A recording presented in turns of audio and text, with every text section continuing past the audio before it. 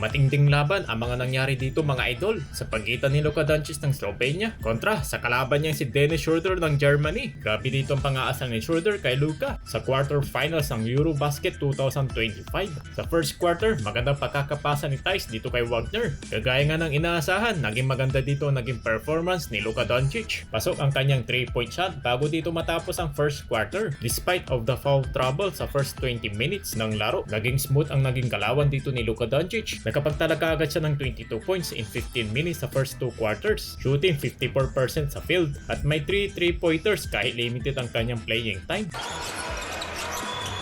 Doncic got it!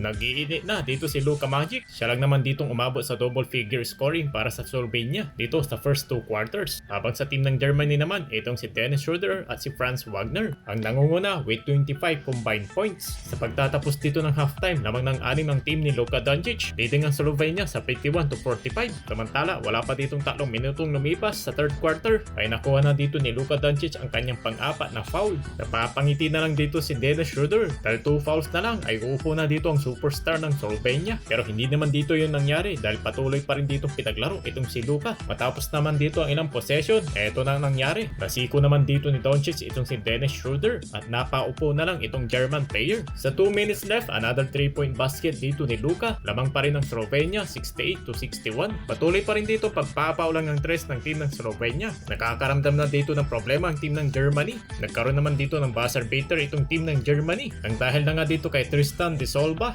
And oh, he made it! Dumikit ang laban sa pagtatapos ng third quarter sa 70-74 dahil may 4 na foul ay nakaupo na dito si Luka Doncic. Kinakabahan na dahil nakukuha na dito ng team ng Germany ang momentum. And finally, after a minute dito sa third quarter, lamang na ang team ng Germany. Napapangiti na lang dito si Dennis Schroeder after the buzzer beater 3-point basket. At sa wakas, ibinalik na si Luka Doncic. Nakapag-draw ng foul sabay stare down sa bench ng German.